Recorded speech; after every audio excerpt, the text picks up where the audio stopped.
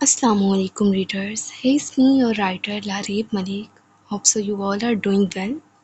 So here's the novel Fakir-e-Ishq, Season 2 of Roge-Ishq. Let's start the episode number 42, part number 2. Zoya अभी ज़ायरा को wheelchair पर बिठाकर हटी थी जब रोहान और अरियान दोनों कमरे में दाखिल हुए। ज़ायरा को व्हीलचेयर पर बैठे देख दुख की एक शदीद लहर उन दोनों के वजूद में उठी। बी ब्रेव, मेरी बेटी तो बहुत बहादुर है। She can face everything. Rohan Zaira की पेशानी को नरमी से छूते हुए बोला। ज़ायरा बिना किसी अमल के यूं ही साकित तो जामिद बैठी रही, गोया उसे किसी भी चीज़ से कोई फ़र्क ही ना पड़ रहा हो। अरियान रोहान को खामोश रहने का इशारा किए ज़ायरा की व्हील चेयर को पकड़े आगे की जानिब बढ़ गया। इस वक्त वो लोग हॉस्पिटल के कॉरिडोर में थे जब डॉक्टर ज़ियान उनके करीब आए। ज़ियान की नज़रें मुसलसल ज़ायरा के चेहरे का तवाफ़ कर रही थीं, पर ज़ायरा हाथ गोद में रखे नज़रें झुकाए बैठी थी। अस्सलाम वालेकुम, ज़ियान उनके करीब आकर बोला। ज़ायरा के अलावा सभी ने उसके सलाम का जवाब दिया। सो मिस ज़ायरा, फाइनली आज आप जा ही रही हैं। अपना बहुत ज़्यादा ख्याल रखिएगा। मिलते हैं कुछ डेज़ के बाद। मुझे उम्मीद है नेक्स्ट टाइम जब आप रूटीन चेकअप के लिए आएंगी तो इस ज़ायरा की जगह मुझे एक बहादुर ज़ायरा देखने को मिलेगी, एक ब्रेव ज़ायरा देखने को मिलेगी। ज़ियान चेहरे पर मध्यम सी मुस्कुराहट सजाए गोया हुआ।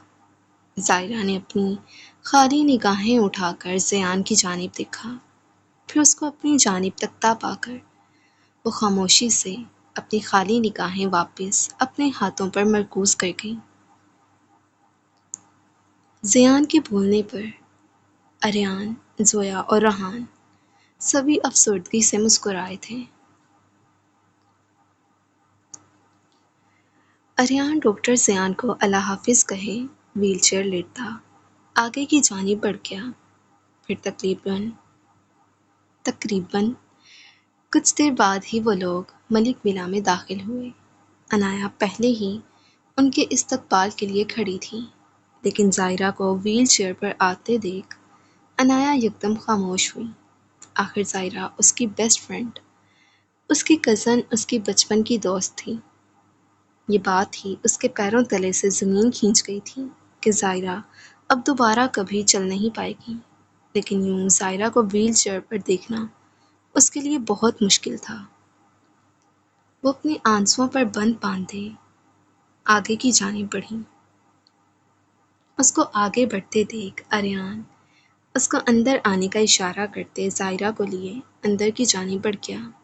रोहान और ज़ोया भी उसी के पीछे थे। वो अपने कमरे में लेटी छत को घूरने में मसरूफ़ थी। हॉस्पिटल की तरह उसकी अब भी यही कंडीशन थी। अब भी वो किसी से बातचीत नहीं कर रही थी, गोया उसकी ज़ुबान को कफल लग गए हों। खाली निगाहें छत की सीलिंग पर टिकी थीं। ज़ायरा बेटा, मुंह खोलो, शाबाश, ये मेडिसिन भी खाओ। ज़ोया ज़ायरा के सामने मेडिसिन करते हुए बोली। ज़ोया के बोलने पर ज़ायरा किसी रिपोर्ट की मानीत उसके हाथों से मेडिसिन लिए खाने लगी। अभी कुछ देर पहले ज़ोया ज़ायरा को सूप पिलाकर फारिग हुई थी। पहले भी ज़ायरा का यही रवैया था, जैसे वो कोई रिपोर्ट हो, पर अब भी वो किसी रिपोर्ट की मानीत थी, मेडिसिन खा रही थी। रोहान और ज़ोया दोनों ही बहुत परेशान थे। ये हादसा ज़ायरा की कुव्वते गोयाई के साथ साथ उसकी काली आंखों की शरारती चमक को भी मांद कर गया था। चूंकि अनाया का सेकंड शिफ्ट में पेपर था, अरियान अनाया को ड्रॉप करने जा चुका था। उसको मेडिसिन खिलाने के बाद ज़ोया साइड टेबल पर पड़े खाली सूप के बाउल को लिए बाहर की जानिब बढ़ गई। ज़ोया के जाने की देर थी कि रोहान आगे बढ़ता ज़ायरा के घने घने काले बालों में अपनी भारी हाथ फेरने लगा। ایک تو جو سیریس سین ہوتا ہے نا مجھے وہیں پہ ہی ہنسی آتی ہے. خیر ریڈ کرتے ہیں. میری بیٹی اب ڈیڈ سے بھی نہیں بات کرے گی. روحان نم آواز سے گویا ہوا. اس کے کہنے کی دیر تھی کہ ظاہرہ اپنا سر پٹی میں جکڑا سر. یار بہت زیادہ نا ٹائپنگ مسٹیکس ہیں اس میں، سو آپ لوگ اگنور کیجیے گا، کچھ نہیں ہوتا. ظاہرہ اپنا پٹی میں جکڑا سر روحان کی گود میں رکھ گئی. آج ایک بار پھر بچپن کی مانند اس کی گود میں سر رکھے وہ لیٹی تھی. لڑکیاں اپنی ماؤں کی گود میں سر رکھ کر لیٹتی ہیں، لیکن اسے بچپن سے عادت تھی کہ وہ روحان کی ہی گود میں سر رکھ کے سوتی تھی. حتیٰ کہ اس نے کوئی بات بھی کرنی ہوتی تھی تو وہ روحان کی ہی گود میں سر رکھ کر بات کرتی تھی. اسے تمام دن کی داستان سناتی تھی، اور آفس سے روحان کے آنے کے بعد جب تک وہ ایسا نہ کر لیتی تھی اس کو سکون نہیں ملتا تھا. ظاہرہ کی خالی آنکھیں یکدم سرخ ہونے لگیں. رفتہ رفتہ سرخ انگارہ ہوتی آنکھوں سے قطرہ قطرہ کرتے آنسو بہنے لگے. روحان نے ظاہرہ کی طرف دیکھا جو اس کی گود میں سر رکھے خاموش آنسو بہا رہی تھی. ڈیڈ آئی نیور فارگیو ہم، وہ بولی. اس کا لہجہ اس قدر اذیت ناک تھا کہ روحان اپنی بیٹی کی تکلیف پر تڑپ کر رہ گیا. ڈیڈ انہوں نے میرے ساتھ اچھا نہیں کیا ڈیڈ، میں انہیں کبھی معاف نہیں کروں گی. وہ جو مرضی کر لیتا ڈیڈ، لیکن مجھے طلاق تو نہ دیتے. میں نے کوشش کی تھی، میں نے بہت کوشش کی تھی. ان کی مار سہی، ہر بار کی طرح ان کی دھتکار سہی، لیکن انہوں نے کیا کیا؟ انہوں نے ظاہرہ ملک کو ہی مار دیا، موت کے گھاٹ اتار دیا ڈیڈ. وہ روحان کی گود میں سر چھپائے ہچکیوں سمیت بلک بلک کر رو رہی تھی. میں مر جانا چاہتی ہوں ڈیڈ، میں زندہ کیوں ہوں؟ میں اب کبھی ان کی شکل نہیں دیکھوں گی، کبھی بھی نہیں. انہوں نے میرے ساتھ بالکل اچھا نہیں کیا. وہ بول رہی تھی، پر آہستہ آہستہ وہ غنودگی میں بھی جاتی جا رہی تھی، چونکہ ابھی کچھ دیر پہلے زویا اسے میڈیسنز دے کر گئی تھی تو سکون آور گولیوں نے اپنا اثر دکھانا شروع کر دیا تھا. بالآخر وہ روتے ہوئے روحان کی گود میں سر رکھے ہی سو چکی تھی. ظاہرہ کی مدھم پڑتی سانسوں پر روحان نے سر جھکا کے نم آنکھوں سے ظاہرہ کی جانب دیکھا.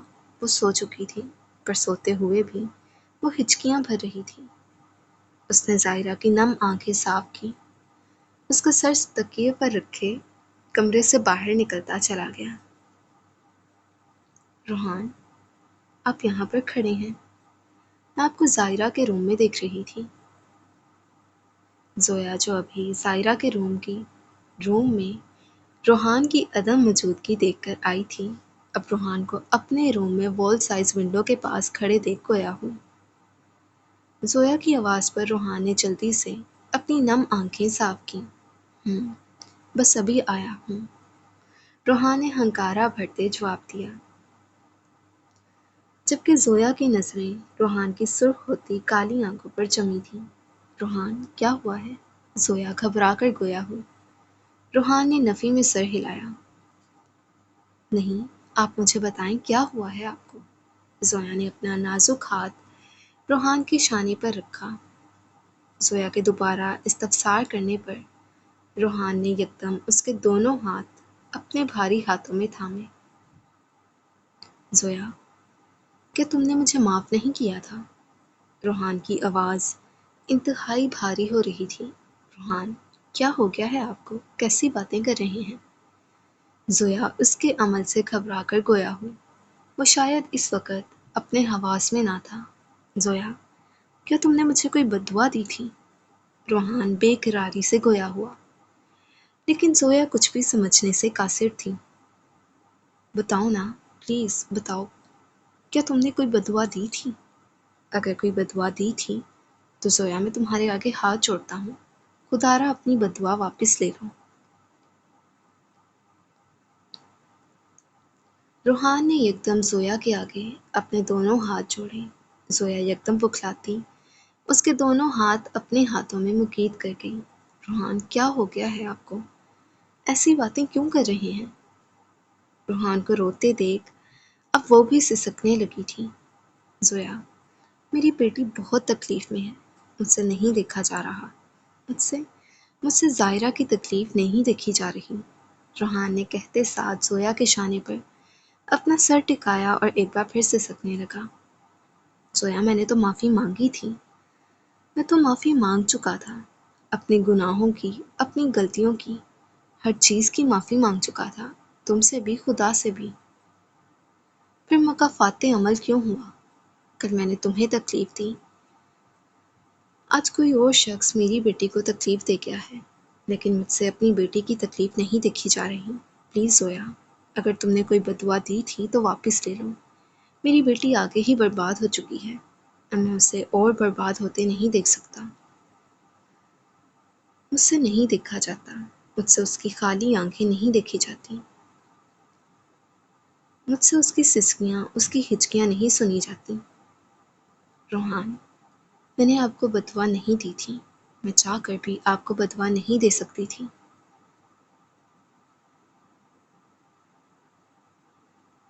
اور مکافات عمل تب ہوتا ہے جب آپ اللہ سے یا مجھ سے معافی نہ مانگتے،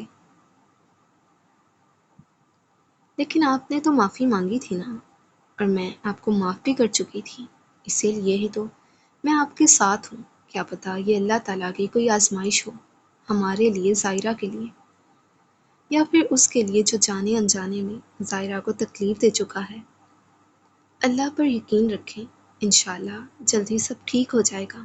زویا نرمی سے اس کے بالوں میں ہاتھ پھیرے اس کو سمجھا رہی تھی۔ روحان اسبات میں سر ہلا کر رہ گیا اور انشاءاللہ کہا۔ زویا خاموش ہوئی، اس کے چہرے پر گہری سوچ کی پرچھائیاں تھیں۔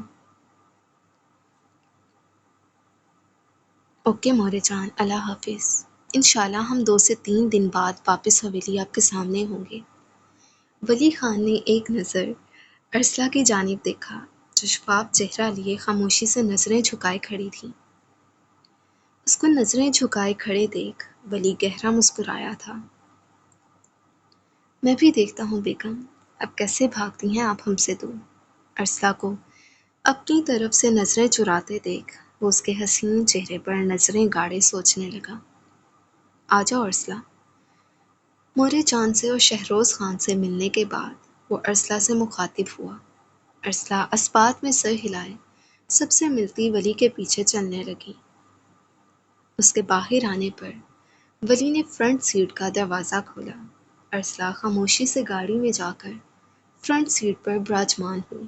ولی گہرا مسکراتا ڈرائیونگ سیٹ پر براجمان ہوتا گاڑی سٹارٹ کر گیا۔ گاڑی میں اس وقت مکمل خاموشی چھائی ہوئی تھی۔ ارسلہ، جو میں نے کہا تھا وہ ڈریسز رکھ لیے تھے آپ نے؟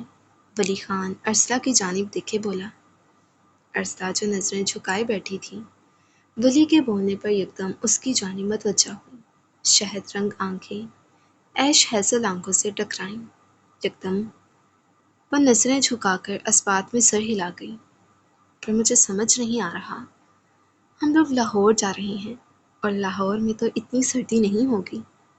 ارسلہ نے الجھ کر ولی سے سوال داغا، کیونکہ ولی نے اسے کہا تھا کہ وہ پیکنگ کرتے وقت اپنے لیے گرم سوٹ رکھے۔ تمہیں کس نے کہا کہ ہم لاہور جا رہے ہیں؟ ولی نے ارسلہ سے سوال کیا اور ارسلہ نے اچنبھے سے ولی کی جانب دیکھا۔ کیا مطلب؟ وہ کچھ پریشانی سے گویا ہوئی۔ ابھی تو آپ نے مورے جان سے سب کو، میرا مطلب آپ نے یہی بتایا ہے کہ ہم لاہور جا رہے ہیں۔ وہ اٹک اٹک کر بول رہی تھی۔ اب ولی خان کی مسکراہٹ گہری ہوتی جا رہی تھی۔ ہم نارتھن ایریاز جا رہے ہیں ہنی مون پر۔ ولی خان کے بولنے کی دیر تھی کہ ارسلہ حونک بنی اس کو دیکھنے لگی۔ یعنی مطلب آپ نے سب سے جھوٹ بولا؟ ارسلہ حیران و پریشان ہوتی ولی سے مخاطب ہوئی۔ جی ہاں بیگم، ایسا ہی ہے۔ اب آپ مجھ سے بھاگ کے دکھائیے گا، میں بھی دیکھتا ہوں کہاں تک تو بھاگتی ہو۔ میں بھی دیکھتا ہوں کہاں تک تم بھاگتی ہو؟ ولی خان کے خمار آلود لہجے پر ارسلہ کی رنگت سرخ پڑتی جا رہی تھی۔ یار آج نا میں نے نا وائس ریکارڈنگ سے کیا ہے ٹائپ، تو نا اس لیے بہت زیادہ مسٹیکس ہے۔ آپ لوگوں نے بس گھبرانا نہیں ہے، بس چپ کر کے پڑھنا ہے۔ پلیز ایسے تو نہیں بولیں، ارسلہ گھبرا کر گویا ہوئی۔ بالکل ٹھیک کہا تم نے، بولنے سے کیا ہوگا، ہم اگین وہیں سے کنٹینیو کریں گے۔ ولی اس کی جانب جھک کر بولتا، ارسلہ کی سانسیں اٹکا گیا۔ اس دن وہ ولی خان کے اٹھنے سے پہلے ہی نیچے جا چکی تھی۔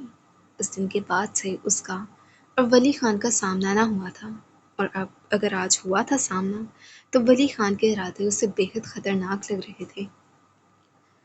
وہ اپنا حلق تر کرتی کھڑکی سے باہر دیکھنے لگی، جبکہ ولی اس کی حرکت پر مسکراتا نظریں سامنے سڑک پر مرکوز کر گیا۔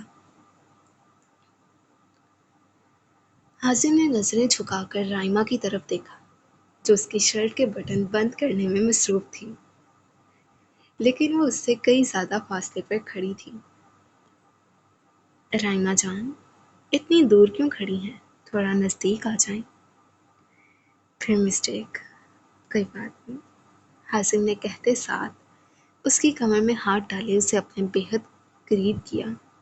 رائمہ جو پہلے ہی سرخ چہرہ لیے کھڑی تھی، حازم کی اس حرکت پر بکھلا کر نظریں اٹھائے اس کو دیکھنے لگی۔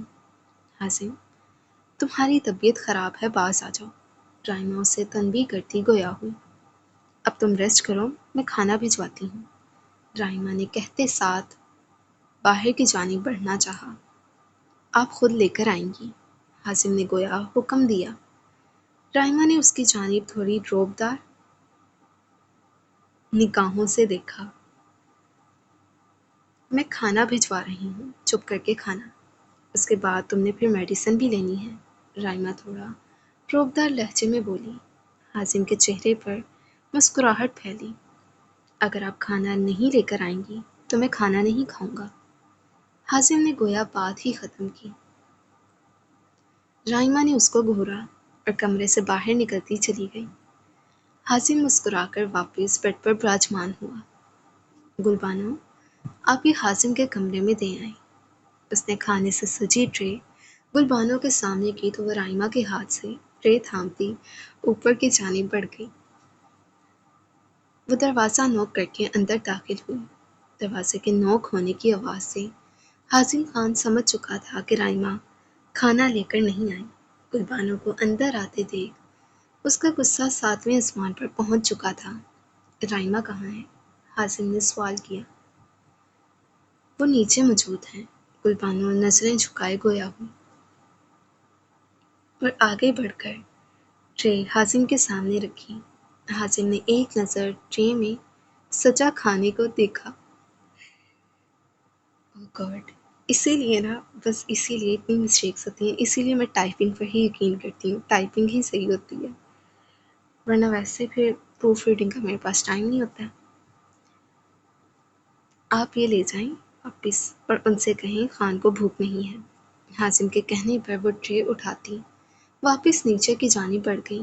حازم نے گہرا سانس بھرا۔ رائمہ جو نیچے پریشانی سے چکر کاٹ رہی تھی، گلبانو کو ہاتھ میں ٹرے پکڑے لاتے دیکھ وہ رکی اور سوالیہ نگاہوں سے اس کی جانب دیکھنے لگی۔ خان نے کہا ہے کہ انہیں بھوک نہیں ہے، گلبانو نے حازم خان کا جملہ دہرایا۔ آپ ایک کام کریں، آپ پھر یہ واپس لے جائیں اور ان سے کہیں کہ خانم کہہ رہی ہیں جلدی سے کھانا ختم کریں، میں کچھ دیر تک آ رہی ہوں۔ رائمہ کچھ کنفیوز ہو کر اپنی بات مکمل کی تو گلبانو اس کی بات پر عمل درآمد کرتے ایک بار پھر کھانا لیے حازم کے کمرے میں جا چکی تھی۔ ایک بار پھر اپنے سامنے کھانے کی وہی ٹرے رائمہ کے بغیر دیکھ حازم خان کا غصہ آؤٹ آف کنٹرول ہوا تھا۔ حازم نے ایک جھٹکے سے ہاتھ مار کر ٹرے کو زمین بوس کیا۔ ملازمہ ڈر کر تھوڑا دور ہوئی۔ جا کر خانم سے کہیں فوراً ابھی کے ابھی کمرے میں آئیں، حازم غصے سے گویا ہوا۔ گلبانو سر اسبات میں ہلاتی باہر کی جانب بھاگی تھی۔ گلبانو کے بتانے پر رائما گھبراتی فوراً کھانے کی دوسری ٹرے تیار کیے اوپر کی جانب بڑھی تھی۔ وہ دروازہ کھولے اندر داخل ہوئی۔ جب اس کی نظریں حازم سے ٹکرائیں جو اسی کی جانب دیکھ رہا تھا، اس کے چہرے پر غصے کا کوئی شائبہ تک نہ تھا۔ وہ تنفن کرتی آگے بڑھی۔ اوہ گاڈ، حازم کا نام ہی بگڑ گیا یہاں تو۔ حازم نے مسکرا کر اس کی غصے سے سرخ پڑتی چھوٹی سی ناک دیکھی۔ تم بہت ضدی ہو سائیکو خان، رائما چل کر گویا ہوئی۔ اب یہاں پھر حازم کا نام بگڑ گیا۔ حازم کا قہقہا بے ساختہ تھا۔ فی الحال تو میرا دل کر رہا ہے ہنسنے کو۔ اور اب بہت پیاری ہیں، اور آپ بہت پیاری ہیں رائما جان، اور غصے میں تو اور بھی زیادہ حسین لگتی ہیں۔ حازم باز نہیں آیا تھا۔ رائما نے پٹکنے والے انداز میں اس کے سامنے ٹرے رکھی اور خود اس کے سامنے براجمان ہوئی۔ اب وہ اسے کھانا کھلانے لگی تھی جب کسی خیال کے تحت اس نے سوپ سے بھرا چمچ خود لیا۔ حازم اس کی ایک ایک حرکت دیکھ رہا تھا۔ وہ جانتا تھا وہ ایسا کیوں کر رہی ہے۔ فکر نہ کریں، اب تو آپ کے کہنے سے بھی نہیں مروں گا، کیونکہ مجھے اب آپ کے دل کا حال پتہ ہے۔ وہ شرارتی انداز میں گویا ہوا۔ رائما اسے گھور کر رہ گئی تو وہ مسکراتا شرافت سے اس کے ہاتھوں کھانا کھانے لگا۔ ویسے جب آپ مجھے ایسے گھورتی ہیں نا، میرا دل کرتا ہے کیا؟ حازم نے جملہ ادھورا چھوڑا تو رائما نے سوالیہ نظروں سے اس کی جانب دیکھتے استفسار کیا۔ چلیں چھوڑیں، ایک بار ٹھیک ہونے دیں پھر آپ کو تفصیلی بتاؤں گا۔ حازم اس کی جانب دیکھتے ہی ایک آنکھ ونک کیے گویا ہوا۔ اس کی ذو معنی بات کا مفہوم سمجھتے رائما سرخ پڑتے گالوں سے اس کی جانب سوپ کا چمچ بڑھانے لگی۔ جب حازم نے یکدم اس کی کلائی کو تھاما، رائما یکدم کانپی تھی۔ کیا رائما جان، ہوائیاں کیوں اڑ گئی ہیں؟ اس کو یکدم کانپتے دیکھ حازم اس سے استفسار کرنے لگا۔ حازم پلیز تنگ نہیں کرو، کھانا کھاؤ شاباش، پھر تم نے میڈیسن بھی لینی ہے نا۔ رائما اس کو سمجھانے والے انداز میں گویا ہوں۔ وہ بھی کسی چھوٹے بچے کی طرح سر اسبات میں ہلائے کھانا کھانے لگا، جبکہ ہلکے گلابی ہونٹوں پر ابھی تک مسکراہٹ برقرار تھی۔ حازم کی نظریں رائما کو کنفیوز کرتی جا رہی تھیں۔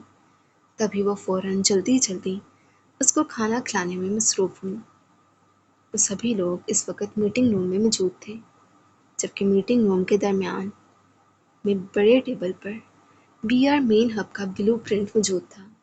ایجنٹ بلو، کیپٹن عاشق اور ایس پی فاریہ اس کے ساتھ ساتھ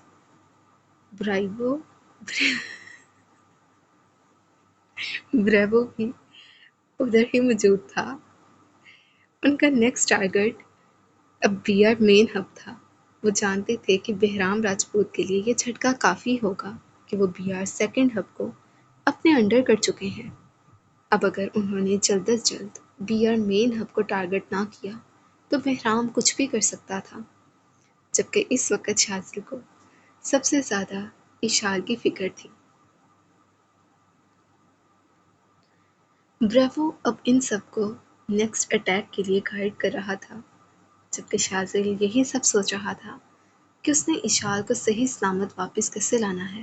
ہمیشہ کی طرح وہ آج بھی اس کمرے میں تھی، لیکن اب اس کمرے میں وہ قید نہیں رہنا چاہتی تھی۔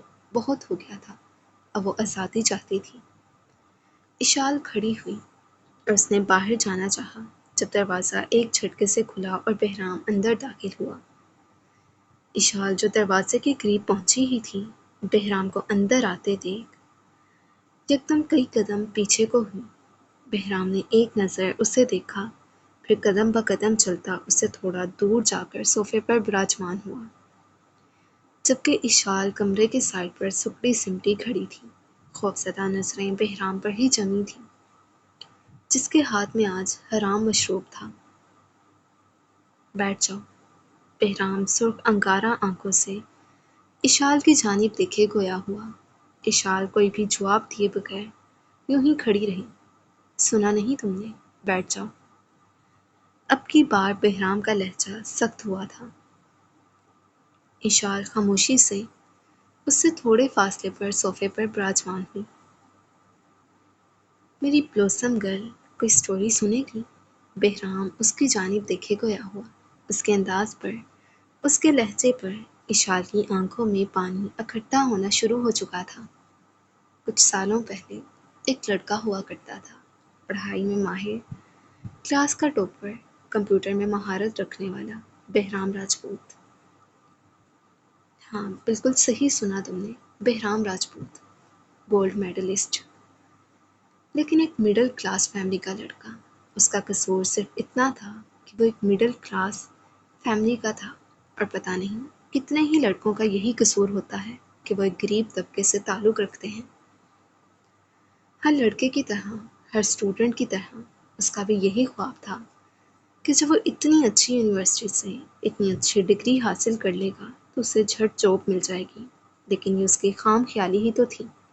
وہ بھول گیا تھا کہ وہ ایک ایسے ملک میں رہتا ہے جہاں پہ سفارشات کو اور تعلقات کو زیادہ اہمیت دی جاتی ہے، اور جو ڈگریاں ہوتی ہیں، جو قابلیت ہوتی ہے، وہ تو ان سفارشات کے، ان تعلقات کے آگے بہت پیچھے رہ جاتی ہیں۔ بہرام بو رہا تھا اور اشال یکٹک سانس روک کے بہرام کو دیکھ رہی تھی۔ کوئی نہیں تھا اس کا سوائے ماں اور ایک بہن کے، اور بہن بھی وہ جو کہ کینسر کی پیشنٹ تھی۔ ماں ساری عمر محنت کر کے اپنے بیٹے کو پڑھائے کچھ عرصے بعد ہی منو مٹی تلے جا سوئی تھی۔ پھر بچے وہ دو لوگ۔